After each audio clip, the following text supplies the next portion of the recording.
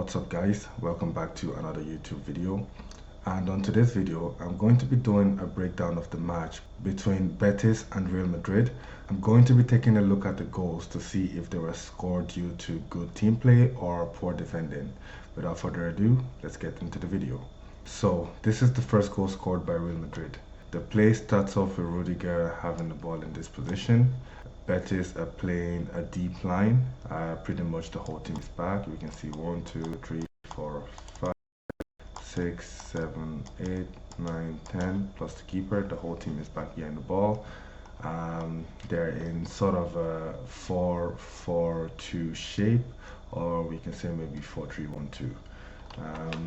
In this frame, there doesn't really seem to be any danger on. Rudiger kind of has the ball and is kind of looking for somebody to pass to. I don't see any issues in this frame with the positioning of the Betis player.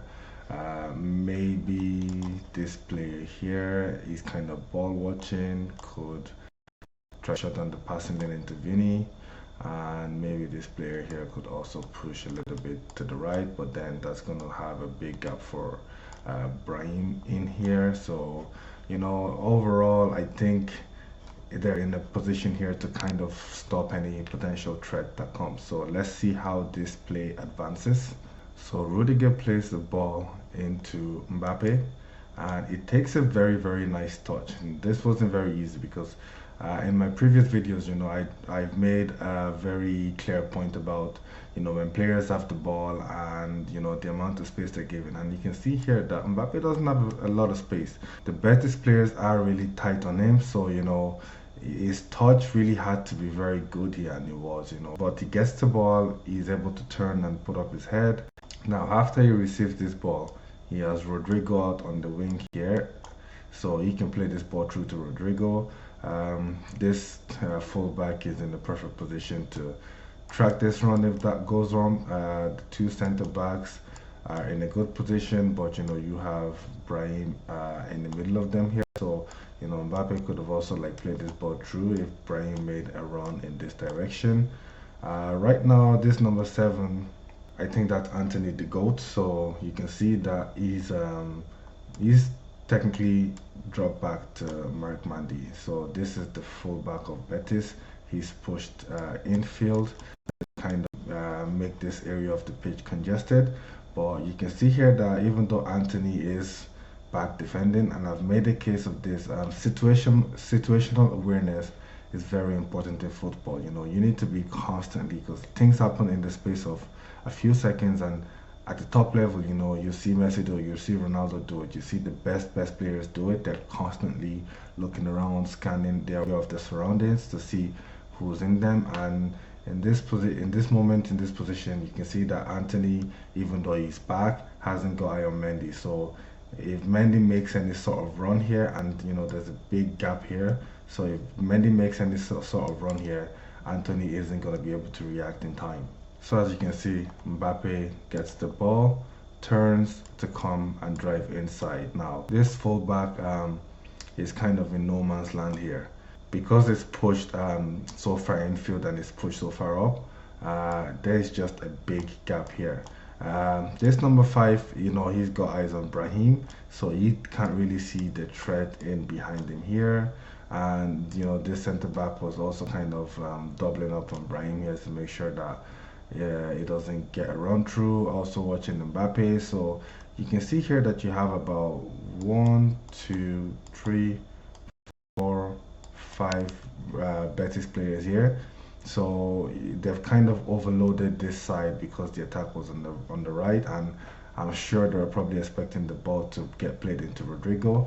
And this is the kind of decisions that make players like Mbappe, Vini, the most elite players, because they kind of play with what you think as a defender, because the easy choice, the obvious choice would have been to Rodrigo, but Mbappe realized that he was able to quickly take the ball, turn inwards, drive in, create a big space here for Mendy to run into, and to be able to slide the ball into him. So when Mbappe plays this ball to Mendy, the fullback and Anthony are going to, they're going to chase him, they're going to try and close him down. But in this situation here, this center back, he needs to start coming back. You've tried to press Mbappe, you've tried to stay on Brahim.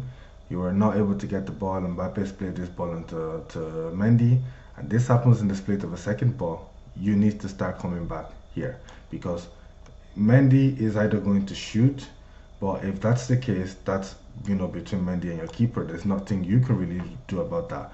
But the only other option that Mendy would have in this situation would be to put the ball back across. And if he puts this ball back across, the only player that can get it is Brahim because as you can see, Mbappe played the pass, he's still outside the box, and Vinny's all the way over here. This center back here just takes a little bit too long to get back, and this center back also just doesn't do anything to impede the run of Brahim. Without fouling him, within reasonable, maybe just a little block. The referees are usually a bit lenient when there's a little bit of a tug where you don't hold onto the jersey for too long, but they're kind of a bit slow to react. And let's see what happens. So as you can see, that number 5 never even made an attempt to get back. Anthony and the fullback were never able to get to the ball, and this centre back didn't really do anything to slow down the run of Brahim. And Mendy plays a beautiful ball back into him for a simple tap-in, 1-0. So in my opinion, I think this is an element of just very good play mixed with a little bit of slow defending because the Betis had a good shape. There wasn't really any danger, and in the blink of an eye, Mbappe gets the ball, he makes a good turn, and he plays a good ball into Mendy. Anthony maybe could have been a little bit more aware. If he was a little bit more aware, he might have been able to see Mendy in advance and stop the run. But yeah, overall, I think this was like just very good play, because in football, these are the tiny moments where top players are able to show their quality, and it was a little bit of quality from Mbappe to turn, drive inside. Rodrigo on the wide making weight, just giving the defenders two things to think about. Very good run from Mendy, and good ball back into Brahim for the goal. So overall, I think it was more down to good play with maybe a little bit slow reactive defending from Anthony, and maybe the centre backs for not dropping back once the ball was played into Mendy.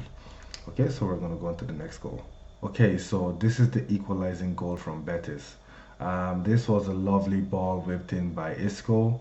And I remember watching this in real time and just thinking to myself that this was one of the worst marking from a corner that I've ever seen in my life because we have 1, 2, 3, 4, 5, 6, 7 players, 9 if you count Mendy, in this small area. And somehow the Betis player was able to get a free header in this. Now, a little bit of a tangent. Our set pieces have been super, super, super poor this season overall. We seem to have lost a little bit of physicality, a little bit of height, which is funny because we have players like Rudiger and Militao who are quite big, but overall our players are small. You're looking at like Modric, you're looking at Vinny, you're looking at Rodrigo. You're looking at Brahim. These are not the most imposing players, and maybe this had a little bit of an effect on this. But we should still be defending this corner so much better than we did. And then you have a 6'8" giant of a goalkeeper, and he just seems to not be commanding in the area. So we're going to take a look at this, and it just like so. From what I can see, we're kind of set up to do a zonal marking, which means rather than staying tight on individual players, you're kind of marking an area, and if the ball comes into your area, it is your duty and your responsibility as a player to win the fucking header. That's kind of how zonal marking works. And Betis players in this are not crowding the box. You can see that most of their players are actually on the edge of the box. They're kind of starting from deep and then going to make the run in. You have this one player here in the box, and you have Anthony here. There's no one on Courtois to kind of like put him off. So, anything getting around this area, you'd think Courtois, this fucking size, would be able to be commanding enough to come out and claim the ball. Especially, like I said, when they don't have a player engaging you, they don't have a player marking you. And one thing I noticed in this match is that a lot. Like almost every corner that they had, almost every set piece that they had, they were getting to the ball. And the Betis team doesn't look that much bigger than our team, so it clearly indicates that they have better set piece practicing, and they probably have a better set piece coaching than we do, because there is no reason why they were so dangerous in this area way more than we are. Okay, so I'm going to play this in slow motion for you. And you can just see just how poor the marking and the movement of the Real Madrid team was in defending this set piece.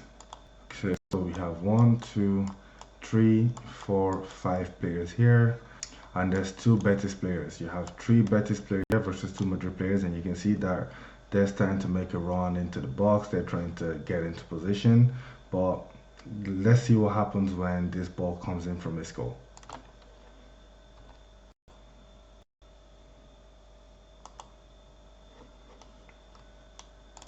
So look, one, two, three, four, five, six players, and everyone is ball watching. And somehow you have five players at the top of the game. Five players, they all misread the flight of this ball.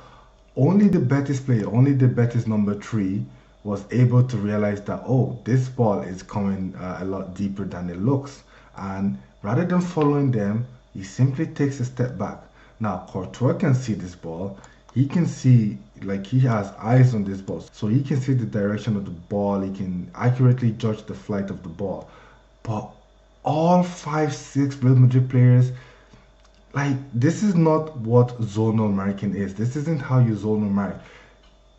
Six players do not need to mark one zone, because even if that ball was going to the front post, even if that ball was going to the near post, do you really need five players to go attack the ball? They're like zombies. Like every single one of them literally moves in unison towards the ball and just completely ignores that there might be a possible chance that this ball actually beats every one of them, which is exactly what happens. And now, as you can see, completely ineffective, beaten by the ball, beaten by the ball, beaten by the ball. Now you have two real Betis players competing from the ball. For some reason, Courtois initially was going to come out, and then he decides to take a step back. And this is what I'm saying about, when you have a keeper of his size who doesn't seem to be commanding presence in the box.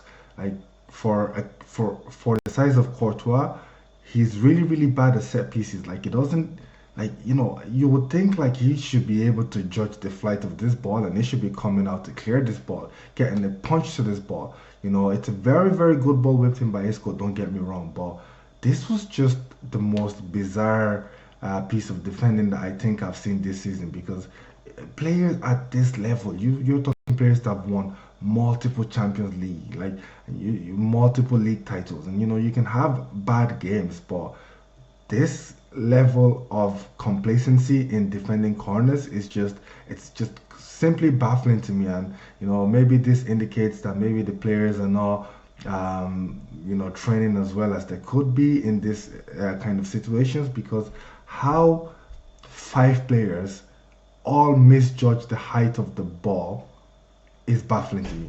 So as we can see, yeah, it was actually the number four that gets the header onto the ball, completely unchallenged by no player whatsoever. Because again, like I said, they've all decided to watch the ball. They've all completely misread the height of the ball. Not one player was in that whole position to make a challenge, because again, even if the ball was going to the near post, there doesn't need to be five of you going to challenge the ball. You can't haul header the ball. One or two player maybe, and I can understand maybe in the heat of the moment, everyone wanted to take the responsibility. But if zonal marking is something that is not working for the team, is something that they don't understand, then maybe everybody should have a man. Maybe we should deploy man marking. I actually prefer zonal marking myself, because at least with zonal marking, it's up to a player. It's their responsibility to make sure that if the ball comes to the area, that they're the first to get onto the ball, which means that every player, you can have one or two players marking an area, and if the ball comes there, they have to react and they have to make sure they get to the ball. Whereas with man marking, I think man marking encourages a lot more shirt pulling, and it's very easy to lose your man in all the commotion with all the bodies in the way. Whereas if you're marking the zone, okay, you're marking the front post, you're marking the center, you're marking the edge of the box, you're marking the back post. If that ball comes into any of your area, you should be the first person to the ball in that area. And all you have to do is just watch the flight of the ball, see where the ball's coming, and you don't even need to win the ball. But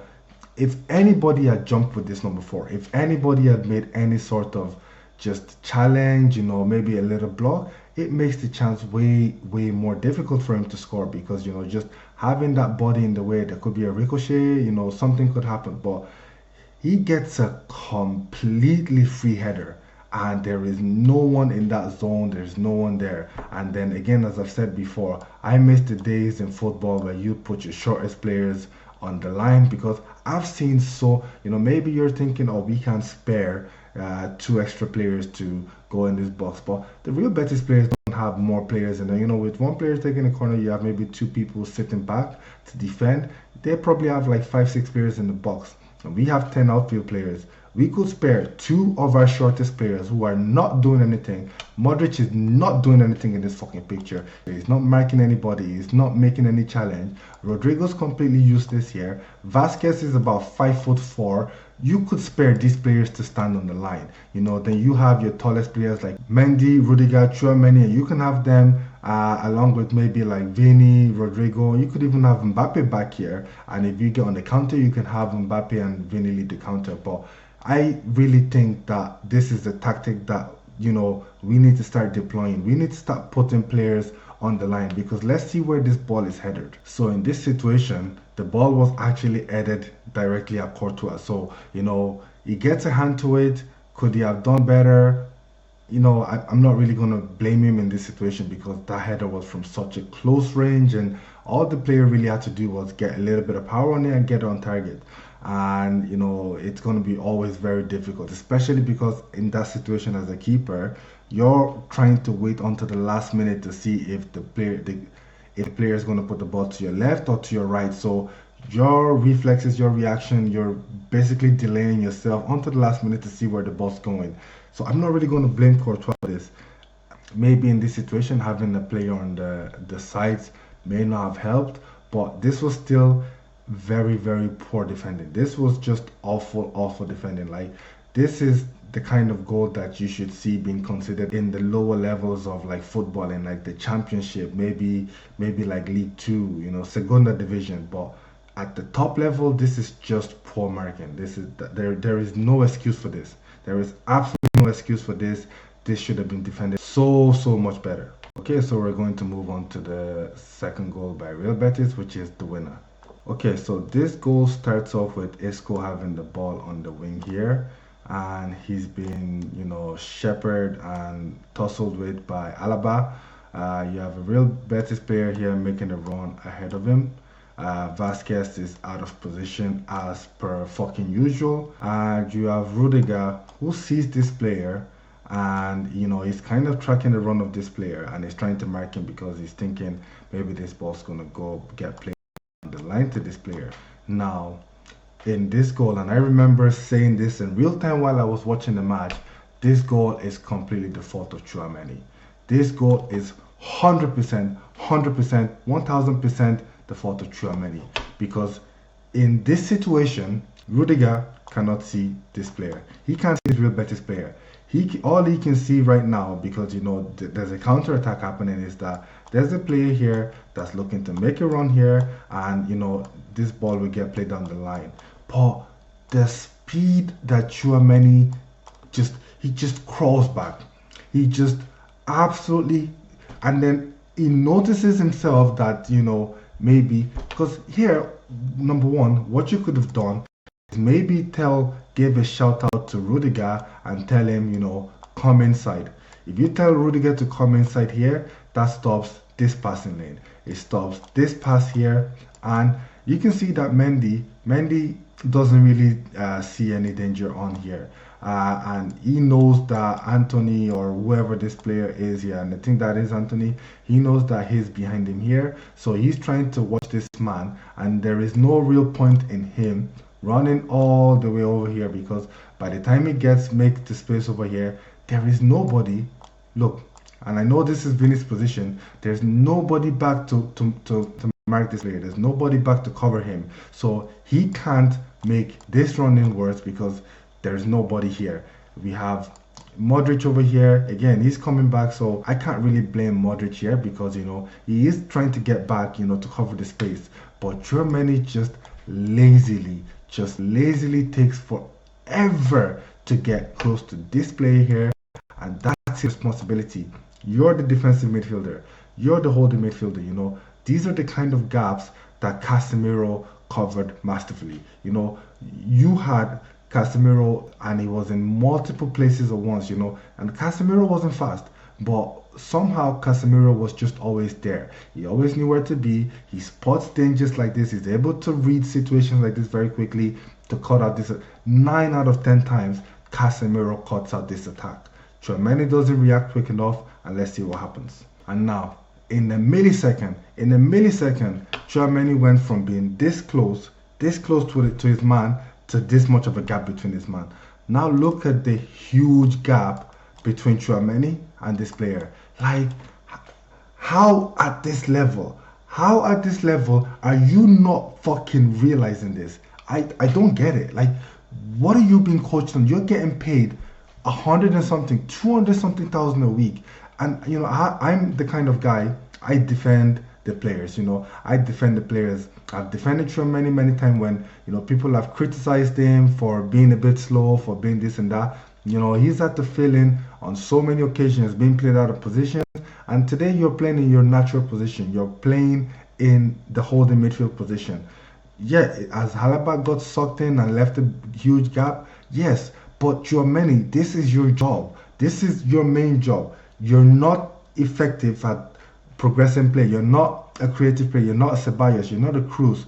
Your job, your one main job is to stop this kind of situation. That is your one main job, and you have failed masterfully. You failed magnificently. You have failed in the most impressive way possible because this goal is 100% down to poor defending, and poor defending especially by Tchouaméni, because you follow your man. Like, I'm going to play this back again just to see how slow he was. Like, you can't be ball watching.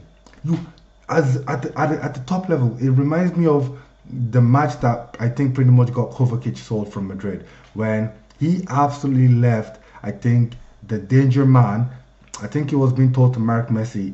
He was being told to mark Messi in that match. And in his defense, he's carrying out the manager's instruction. But you're players, you're not robots. If you see that there is an immediate threat, it is your job as a football player to adjust accordingly onto the match.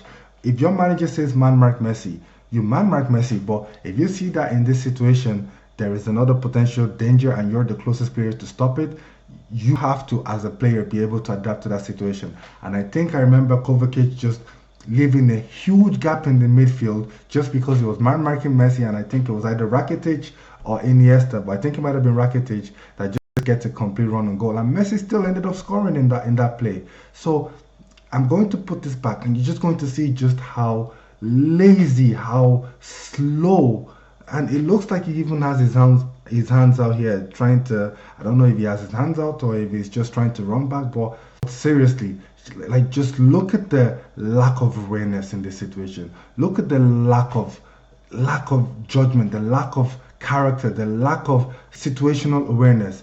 He absolutely does nothing in this situation to help prevent the goal, to help stop this.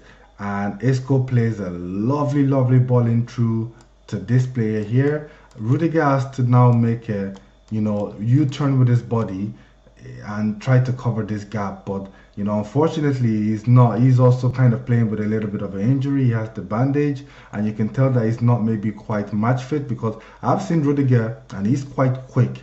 El Loco is quick. He's able to to usually cover this situation. And maybe this is where, if you had a Raul Asensio, we've seen Raul Asensio also shown a burst of pace. He's made some really crucial tackles like this. But for some reason, and I'm not gonna get into the Ancelotti out fucking things, because if you watched other videos on my channel, I've been Ancelotti out for the very longest time. So my stance on that has not changed. I don't care how many matches he wins. I don't care how lucky he gets. I don't care how many fucking remontadas that happen. I'm Ancelotti out, because Asensio should have been playing this match. Asensio in this situation probably gets to this. Asensio in this situation is probably not out here. And this is, again, why Lucas Vazquez, everyone is trying to cover for him. Everyone is trying to cover for his mistakes, cover for his lack of positioning, cover for his inability to fucking defend effectively at all. You have Rudiger here trying to do that for him. You have Alaba out here trying to do that for him. And look, the fucking fullback is the highest player in this fucking position. Look at the position that Mendy is in. Mendy got the assist today. Mendy is still in attack, but Mendy is always back. When it's time to defend, he's back in his position. Look at our fullback. Look at our right back today. Where the fuck is he? He's not there. And like I said, now when this ball is played through here, you see Mendy make a big sprint to come back. But in this situation, what the attacker does very well, and you can see Rudiger still trying to get back, what the attacker does very well, he fakes Mendy. He makes Mendy think that he's going to pass the ball here. So Mendy kind of stops for a second, because he knows that there's no one here to stop this player. Look at Mendy now. Now, if there is one little bit of saving grace and credit, and this is to be taken with a grain of salt. Like, this is very, very light credit. This is very, very light pace. What I will give him a little bit of credit for is that when he realizes he makes the mistake, he tries. He does try to get back, because we've seen so many times, we've seen players who just assume that a situation, they're fucked up, it's a goal, that they can't do nothing about it, and they don't get back. And then maybe the keeper makes a save, and maybe if they had made that little effort to get back, they might have been able to prevent the goal. In this situation, that doesn't happen because Rudiger gives away a penalty. But I will give him a little bit of credit that he does sprint back, and he does realize that he's fucked up, and he knows he's fucked up, and he tries to make up for it. But the attacker does very well here. He fakes Mendy. He makes Mendy thinks he's going to give this ball through to the player that's here. Mendy hesitates for a split second, which does give Rudiger a little bit of time to cover up ground. But then the attacker shows a quick burst of pace, and he's just able to get, like, what he does really well is that when he makes a quick burst into the box, he gets his body between Rudiger and the ball, which means that there's no real way for Rudiger to win this tackle without fouling him. And I've seen some people say maybe Rudiger should have just let him take in a shot, but as a defender in this situation, you want to win that ball. You want to make that challenge. Maybe Rudiger could have let him take a shot, giving Courtois a chance to make the save. But in the heat of the moment, in that split second, maybe Rudiger for a split second thought, oh, I could just nick this away from him, brings him down, makes the foul. But for me, this goal is largely 100% due to Tchouaméni, 100% due to Tchouaméni, and maybe Ancelotti deciding to play one player that's been out for almost 2 years with a big ACL injury, who's clearly not fit, and a Rudiger who's playing with one knee. Maybe, who knows? So as you can see here, the player made a run into this space, and look how he just gets the body between himself and Rudiger. And I think he's 100% playing for this penalty. Was it a penalty? 100%. 100% a penalty. Never a question about that. But this is maybe where Rudiger could have let him out a shot, because he looked like he was panicking here, and he was just kind of hoping for a contact. And I think Rudiger bought this, because maybe Rudiger could have leaned on him a little bit, just made the shot a little bit more difficult. Courtois kind of making himself big, but Courtois never been the type of keeper who's like, he's going to come off his line early. There is still a lot of space for this player to aim for. Courtois hasn't really narrowed the angle that much, because it's still quite close to his line. Maybe if you had a Neuer that could have come out, maybe just made the angle a little bit tighter. and maybe then you'll have Mendy running behind the keeper. So if the ball does actually get by the keeper, the defender could maybe clear the line. There's a lot of maybes and ifs here on how this could have been stopped. But the truth is, this was just poor defending. This was poor defending. This was poor situational awareness, and it led to the penalty, which Isco dispatches without a problem. So this was definitely Tchouaméni's fault. He should have done 100% better. And I'm not going to get into the whole criticizing the manager thing today, because my thoughts on that are very clear. My thoughts and I think most fans would agree with me in this situation, because we have a young. I remember a young Sergio Ramos when he used to play right back. And can you imagine if we had a manager like Ancelotti when Ramos was starting out as a young right back? Ramos would never play. Ramos would never have played, and who knows what path his career could have taken. When you have players like this who have shown that they can fit into the squad, they can play at their high level, they have chemistry, they come in and they make an instant difference. It's your job as a manager to make sure that they play. Alaba's not going to be in Madrid in 3 years. I guarantee you Alaba's not going to be in Madrid in 3 years. You have a player like Raul Asensio, whose possible whole future is ahead of him at the club. And just because a player who's been out for 15 months, a player who we all like, but Alaba's role this season should have been a cameo appearance. It should have been a supporting role. Alaba shouldn't be starting in a crucial match like this that we need to win, because you'll make the same excuse and say, oh, we can't start so and so player because we need to win this match. Now, I'm not going to downplay that Ceballos was a huge loss, but again, Ceballos would never have played if it wasn't for the injuries that we suffered. The injuries they suffered in the defense, forcing Tchouaméni to go into centre back, forcing there to be a space to open up in midfield. It's not like Ancelotti had a tactical plan for Ceballos. It's not like Ancelotti believed in Ceballos. It's not like Ancelotti thought that Ceballos could ever come good. And I'm going on a little bit of a rant. The analysis is over. Those are my thoughts on the goal. But this is just me just criticizing a little bit the decisions that our managers seem to make on a weekly basis, and just poor decisions over and over. Ceballos only really played because of the injury problems. Raul Asensio only played because of the injury problems. Brahim only played because of the injury problems. When Rudiger was first signed, his favorite centre-back pairing was Militao and Alaba. Even though when Rudiger played on, he showed that he deserved to be a starter in the team, but he didn't want to have to make the tough decision of deciding between Militao or Alaba which one to bench. In that Man City match, Rudiger absolutely deaded Haaland. He pocketed Haaland, He went back home, he took out his keys, he took out his phone, he took out Haaland from his pocket.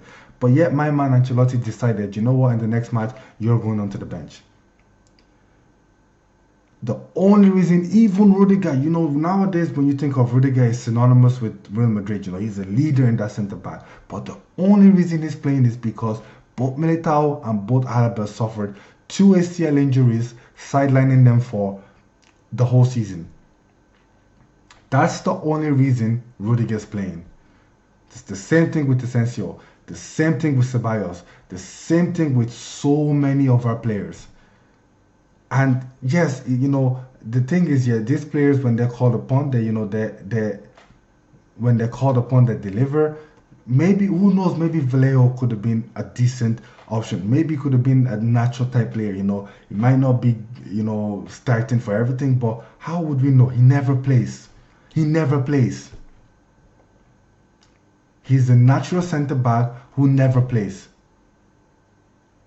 And yet you'll play Tchouaméni, who's not a centre back. You'll play him centre back, and yet Tchouaméni has done well there. He's managed to fill in, but you can experiment with this kind of situations. Why don't you experiment with an actual centre back?